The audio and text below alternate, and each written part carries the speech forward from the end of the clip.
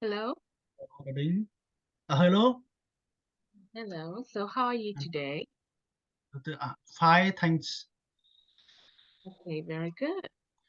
So Mm. let's get started in today's lesson. What is the weather?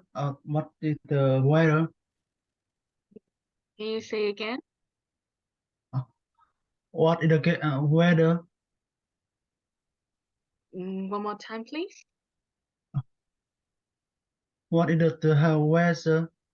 Okay, so what is the weather, right? Weather. Weather. Usually they would ask, thường thì what is the weather cũng không có sai. Tuy nhiên thường người ta nên sử dụng câu là how is the weather? How is the weather? Yes, how How is is the the weather? weather? I think it's rainy today. What about in Japan? Windy. Windy. Rainy, rainy in Vietnam. What about in Japan? Windy. Ah, is it windy? Well, windy and cloudy. Okay, it's windy and cloudy. Good, good. Cô giáo có mỗi một cái link ngày 4 tháng 1 thế mà ngày nào cũng dùng được à? Vâng, cái này là link liên kết cá nhân, thế nên là lúc nào vẫn có thể nó liên kết được. À, Còn mặt ra sử dụng ở trong phần mềm của trung tâm thì mỗi ngày nó bị khác đi. Okay, so thế, let's thế cũng tiện continue này with. bấm mẫu mà có một cái link mà ngày nào cũng dùng được chứ còn không làm trung tâm kia là phải chờ cô giáo gửi link thì mới bấm vào được. Yes. Tuy nhiên thì ở bên phần mềm nó của trung tâm thì nó khác ở chỗ là nó không bị giới hạn thời gian. Ở đây đã bị chia ra một chút. So let's come to the lesson for today. Can you see? Yeah, I can see. Okay. So for today, I will continue with last time. Last time we finished most of this unit. So for today, I will come to this one. Bữa nay ta tiếp tục. So Recycle last season. time we talked about healthy and unhealthy food. Do you remember? I remember Okay, healthy and unhealthy. very good. So now let's look at the language down here. Tell me the food that you tell me that is healthy or unhealthy, and then suggest what we should do with them.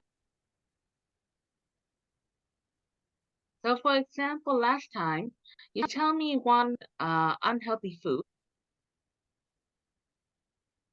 Vâng, trước thì ta đã chia ra trước khi mà ta ngừng lại bài học thì ta đã chia ra một phần là healthy food for you and unhealthy food for you. Do you remember? I remember. Okay. So one unhealthy food you told me is fast food. You remember? Things like pizza, burger, and fries. Do you remember? Yeah, I remember. Okay. So tell me, what should we do when it comes to fast food? Nếu vậy thì ta hãy nói là ta nên làm gì khi mà đối mặt với đồ ăn nhanh chẳng hạn, thì ta đã làm gì? What should we do? Thì I think the soup. The don't eat fast food. Okay, don't eat. So another words we can say is avoid fast food. No, and don't go to restaurant. But you see, so Avoid. don't eat fast food. Thì ngoài hay Uh, thì việc người ta sử dụng từ don't, ta hãy sử dụng một từ khác nói tốt hơn. We say avoid fast food. avoid. Okay, avoid fast food. Avoid fast foods. Mm-hmm. Avoid go to restaurant. Mm-hmm. So, why do you avoid fast food? So, Why? why do you avoid fast food? Why should we avoid fast food? Because some fast food is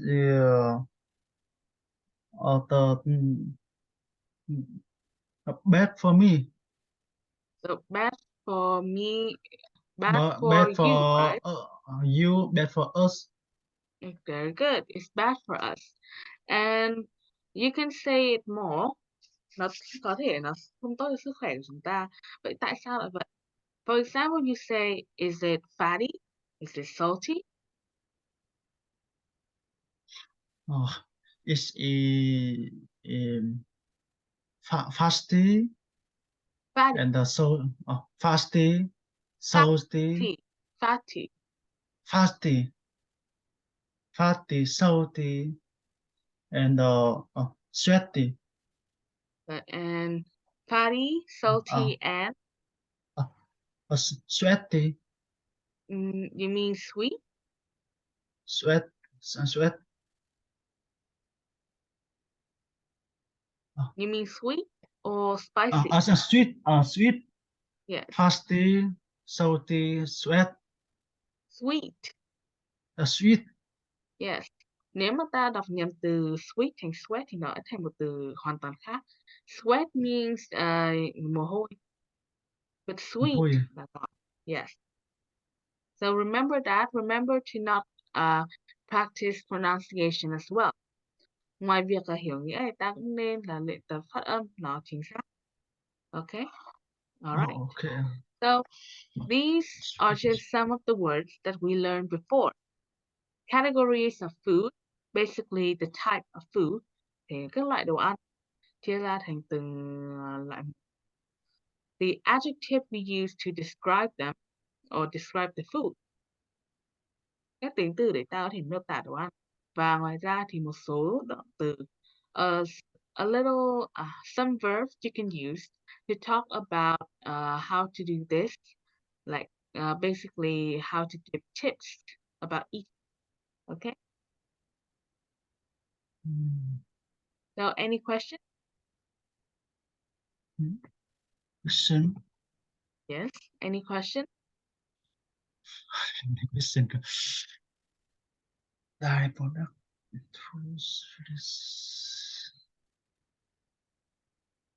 And question.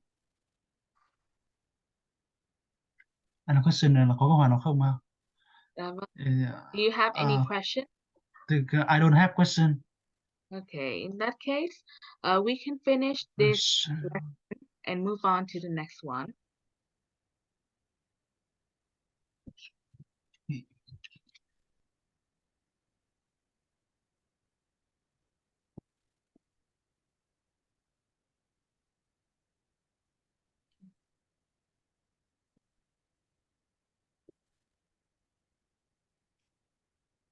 All right. So let's All right. come to the review part, our You go. lesson. Now we have first a listening exercise. You will listen to the conversation and write down here, where are the people? You circle at home or in a restaurant. Okay? You have to know from the conversation you listen where these people are. Are they at home or in a restaurant? Circle the correct answer. So that is the first one. The second thing you need to do is to predict what each person will say next. So do you understand? Trong bài này thì ta có hai phần. Phần thứ nhất là khi mà ta nghe, ta phải biết được là những người này đang ở đâu. Are they at home or in a restaurant? Điều thứ hai ta phải làm là ta sẽ phải đoán dựa theo những gì ta đã nghe, họ sẽ nói gì tiếp theo. Phải đoán chứ không phải là họ nói ở trong bài à? Yes, ta phải đoán. Don't worry. Ở trong phần này thực ra nó có chỉ dẫn cho chúng ta về các câu mà họ sẽ đoán, các câu mà ta có thể đoán ra. Ta chỉ cần điền vào chỗ trống là được. Okay? Okay. All right. So are you ready?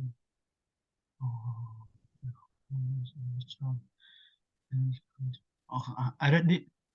Okay. I ready.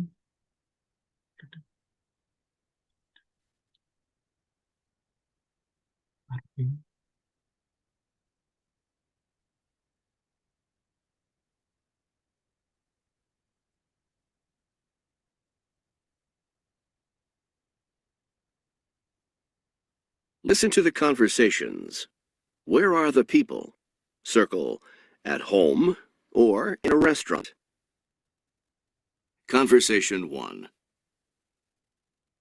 I feel like something sweet. Do you think the price of the entree includes dessert? The menu doesn't say. Just ask. Conversation 2.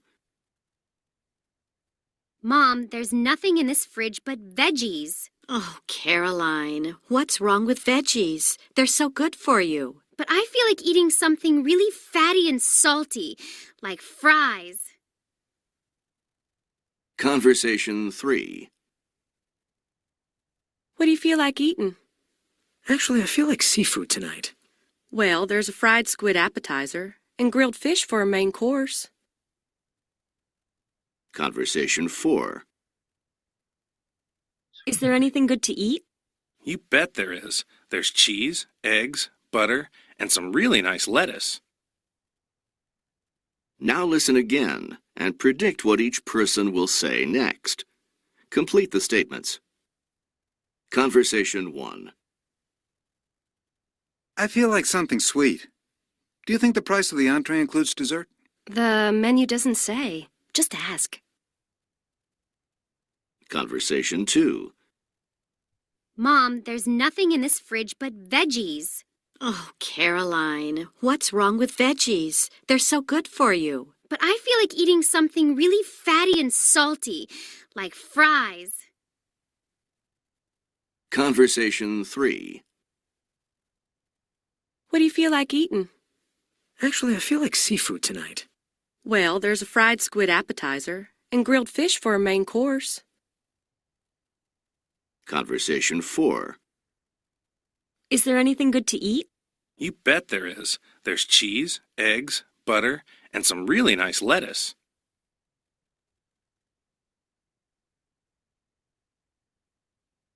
So do you want to listen again? The man and woman. I want to listen again. Lại mới chỉ nghe được phần màu xanh xanh at home hoặc là in restaurant nữa, còn cái phần ăn gì thì mình chưa chưa nghe được. Let me see. Thì going to add sauce. Listen to the conversations. Where are the people? Circle at home or in a restaurant. Conversation 1. I feel like something sweet. Do you think the price of the entree includes dessert? The menu doesn't say. Just ask. Conversation 2.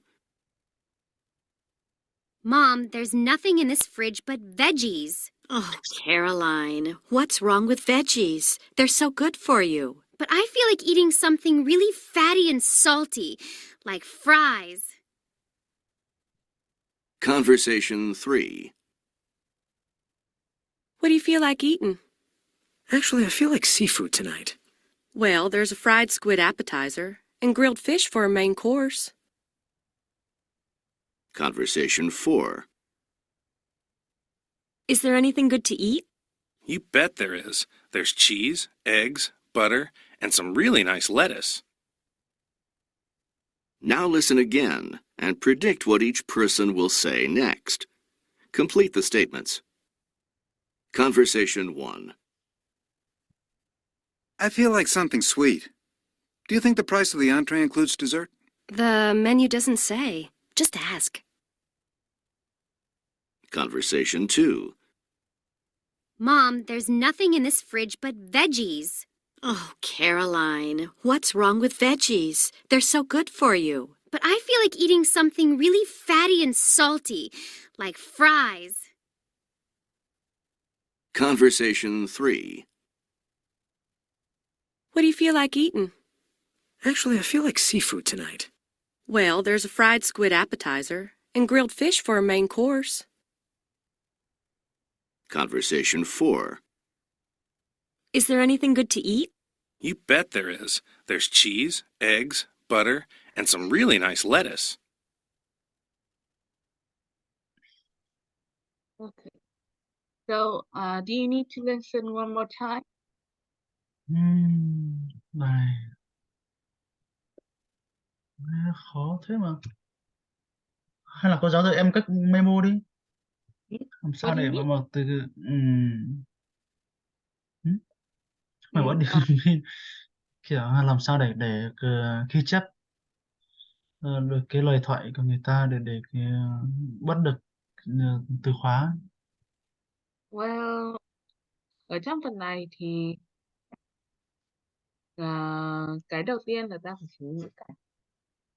So, and the second one, most of them focus on how you use the structure you learn.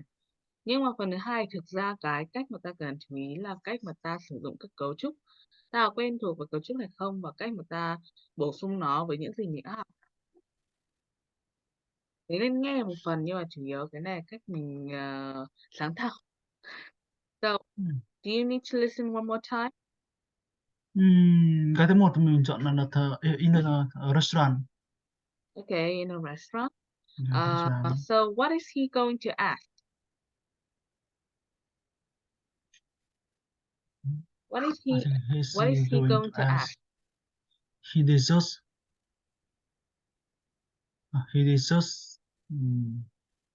Swiss with my hat.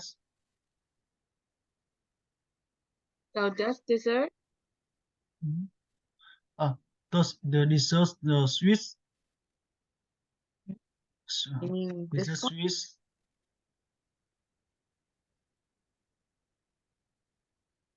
with my has With my, has can you spell it?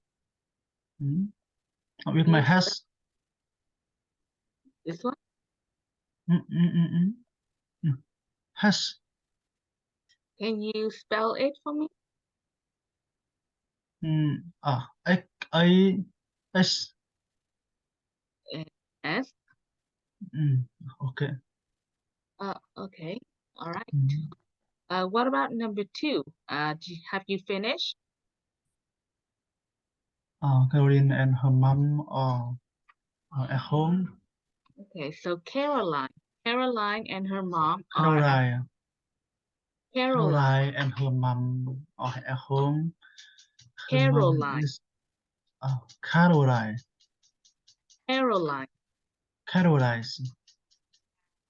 So I see a lot of pronunciation. Caroline. Because the L sound, you pronounce it as R. Caroline. Caroline. Okay, that's better. Okay, so what is her mom saying? What is her mom going to The say? mom is probably going to say Caroline.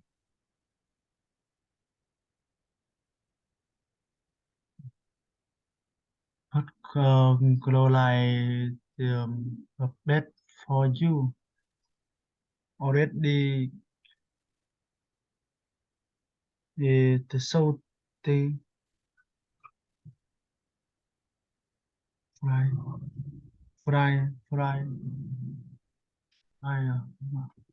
So, but Caroline. But fry the bed for you. Okay, so fries, right? Are Fries really bad for you. already bad for you. Okay, so let's see. First one, tại chữa câu hai này đầu tiên để xem.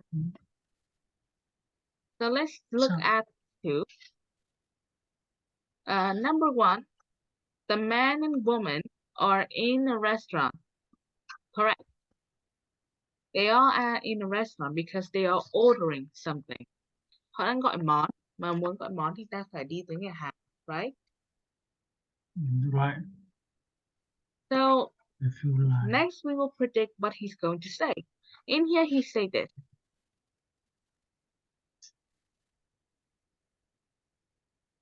He said, Oh, we say, do you Do you think the think price of the entree includes dessert? The menu doesn't of say. Just ask. In here, the woman said Ask. just ask. So in here, he is asking maybe the waiter. Ở đây, người đàn ông muốn biết là the price of the entree includes dessert or You not. think the price of This is the main Do you one. think the price of the entree includes dessert? Đây chính là câu mà ta cần chú ý vào. Thì khi mà ta nói đi cùng với cái gì đó thì ta lại có cụm là come with. So in here you use, cannot say sweet or has, sadly. You have to say, does dessert come with my entree? Okay? come with my entree. Yes. See? Do you think the price of the entree includes dessert? Đây là cái mà người đàn ông muốn hỏi. Ông muốn hỏi là giá của món chính đã bao gồm món tráng miệng chưa? Nhưng mà bây giờ muốn hỏi thì ta phải đưa nó vào trong câu của mình. So the structure here will be come with my entree. Does dessert come with my entree? Là câu mà ta có thể dùng để hỏi. Okay? Do you understand? Đọc với nhờ. You like something sweet, do you think? Pricey là gì ạ? Which one? Pricey. The price, right? The price. Price. Price. Price basically the money you have to pay. Là giá của món ăn, giá của cái gì đó. Giá ở cái gì tiền. đó. It's basically the number of the money you have to pay. Giá tiền. Okay. So the next one is easier. Number 2. Do you understand number 1? Cái này món ăn là tôi cảm thấy thích đồ ngọt. Thì cái món giá của món chính bao gồm món tráng miệng chưa? Do you think the spice of the entree includes dessert? Yes. So Menu that doesn't is where say. Rớt bảo là trong menu không có nói. yes, correct. So just ask is what. So the question that he asks will be what you need to predict. Understand? To ask. To understand. I am understand. Okay. So number 2 is easier to follow. Số 2 thì nó dễ dàng hơn với mình. So the second one, they are at home, right? Because they have a fridge. It's easy to see. Mom, there's nothing in this fridge but veggies. Ở đây ta có thể nhìn thấy là họ đang ở nhà. Đây có And Ziphilis là cái tủ lạnh. Oh, Caroline, what's wrong with veg? But I feel like eating something really fatty and salty, like fries. so fries. Fries. What is fries are basically fried potatoes, right? And it's something fatty and salty, so it's unhealthy. So you can say, but Caroline, fries are really bad for you. Chính xác. Ở đây ta cũng có thể sử dụng từ unhealthy or you can say not good. Okay? Có rất nhiều cách để trả lời câu này. Unhealthy. But bad for you is correct. Unhealthy. All right. So that is how we're going to do the exercise. So do you need to listen to the other two? Ta cần nghe lại 2 câu còn lại không? Hai câu lại không? Không ông ạ. Okay. Mình chọn rồi nên là All right. chọn xong rồi chưa xong nghe lại cũng được. Okay. So tell me, number 3, what is the answer? The man and woman at home. Okay, at home. And what is he going to say? It's possible that he's going to say. Uh,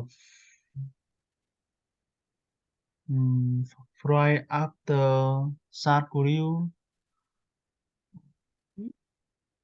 One more time, please. Real good.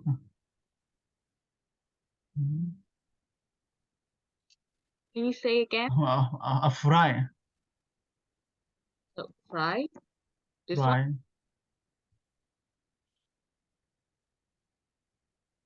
Fry. Fry after grill. Cái đó là sau đó. Còn câu thứ B, câu 4 cũng vậy. And the couple is at home. Okay, they are at home. So what is she going to say? What is she going to say? It's possible that she's going to say Mhm. terrific guess cheese as pasta and omelette and a salad. I'm ready. Like. I Okay, really like. so what is the first one? Let's, the first one. Let's cheese Is really?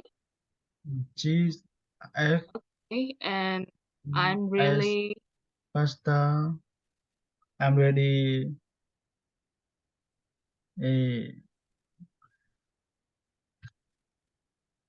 I'm really hungry. okay, let's see. All right. So, number 3, let's see.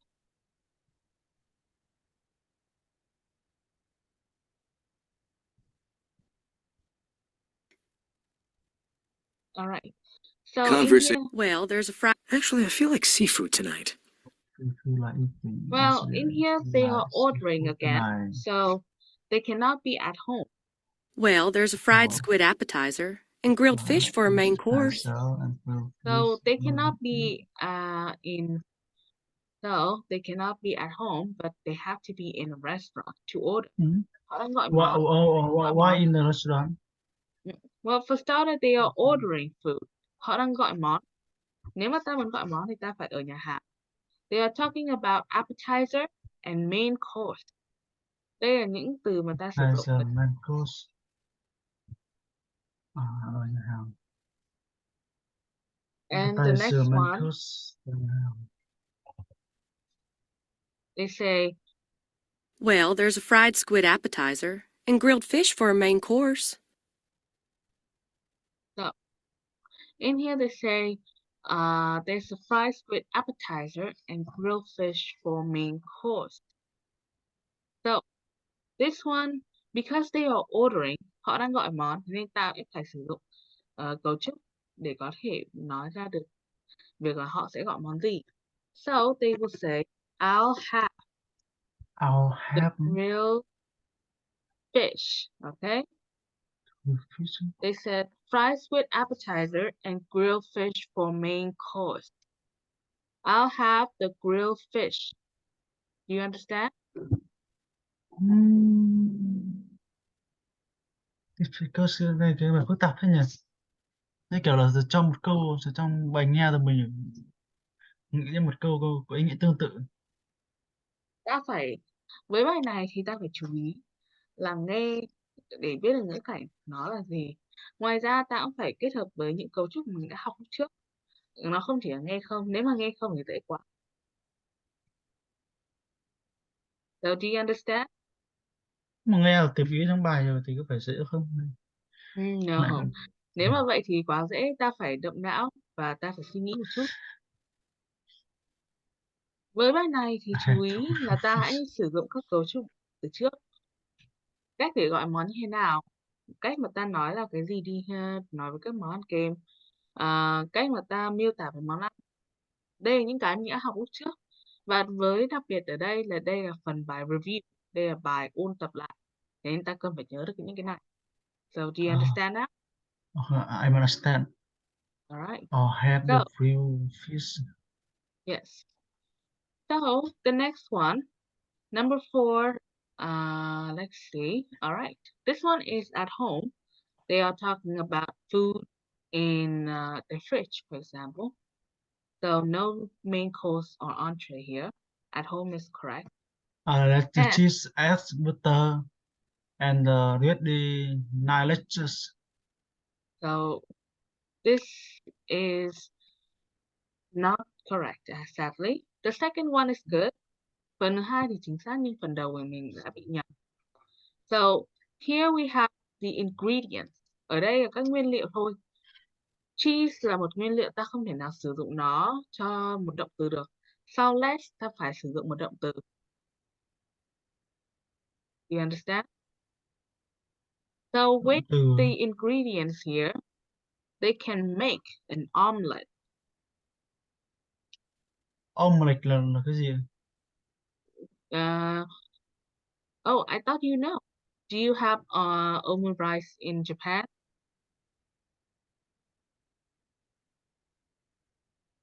Can you hear me? Hello? I hear. Okay. Well, in Japan, there is a dish called this one. Do you know it? Do you know it? Omurai. Yes?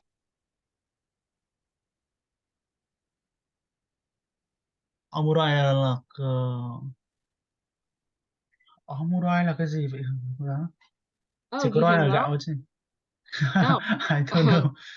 Oh, don't worry. So, omurice is basically a combination of omelette and rice. Omelette means eggs, basically scrambled eggs, là món trứng cuộn. Trứng được làm cuộn lại. Tuy nhiên nó khác với trứng cuộn, mà nó Trứng chỉ cuộn. là trứng được đánh và nấu lên thôi. Khi nấu thì ta cuộn lại theo hình vòng tròn thôi. Còn trứng cuộn mà ta biết thì nó khác. Còn Trứng ở cuộn đây nó là chỉ là trứng rán xong rồi thì cuộn lại hình tròn lại. no. Omelette is basically trứng rán thôi. Tức là trứng rán xong rồi thì là cuộn cho hình tròn lại. Not Hình really. tròn. Not really. Nó chỉ là trứng được gấp lại thôi. But basically it's cooked eggs. Nó là trứng được nấu lên thôi. Trứng rán. Đó thì nó. Trứng rán. Yes. And a salad. And a So salad. in here they have the ingredients. Ở đây là họ đưa ra các nguyên liệu để làm một món ăn. Thế nên khi Nếu mà mà cô ở giáo dưới bảo đây là ở Nhật có món này chắc chắn là em biết thì phải cho tiếng Nhật thì em biết được chứ. Tiếng I Anh làm sao mean, em biết được.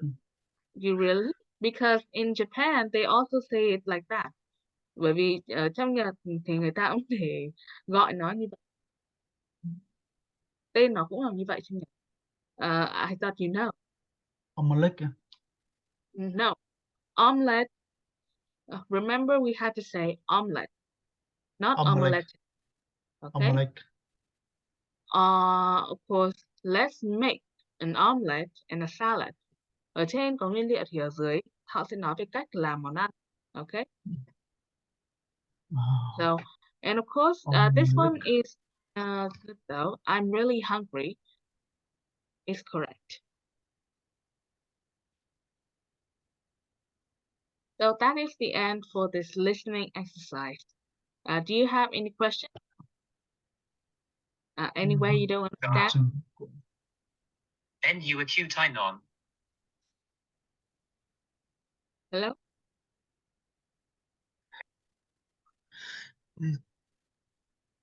Hello? You there? I'm really hungry. Thì cô giáo có thể chăm nghe lại một lần nữa được không?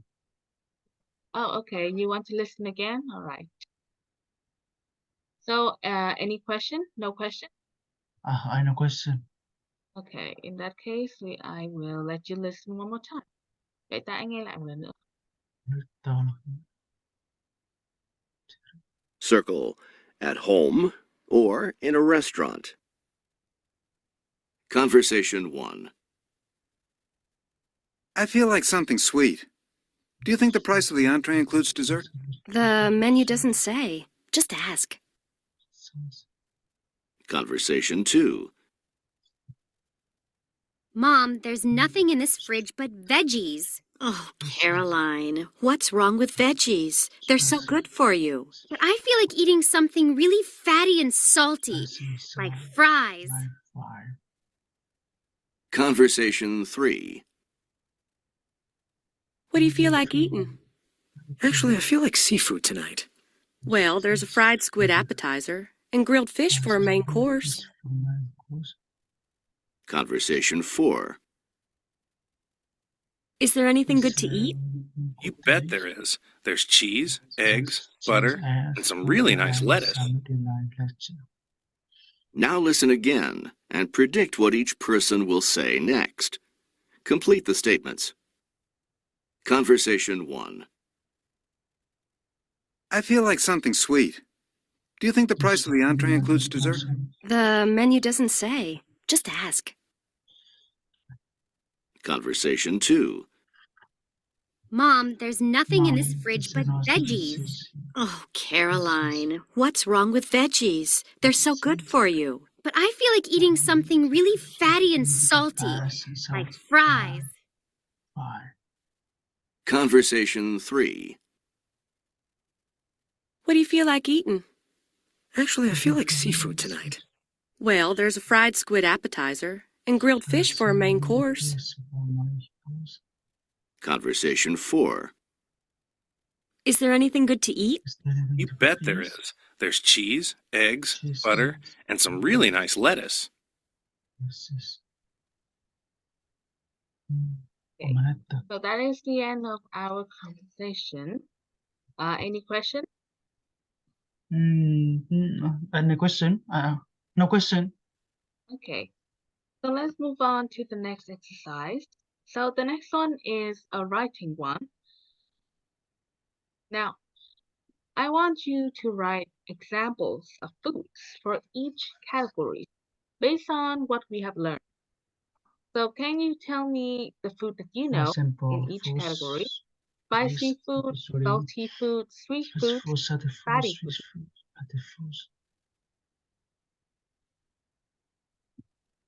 So each category you will tell me at least 3 or 4 food in the spicy, the salty, the sweet, and the fatty category. You understand? Why? I know, understand. Spicy foods, salty foods, sweet foods, fatty foods. Example. Okay, It's yes. for foods. Example of spicy Why? food. Why the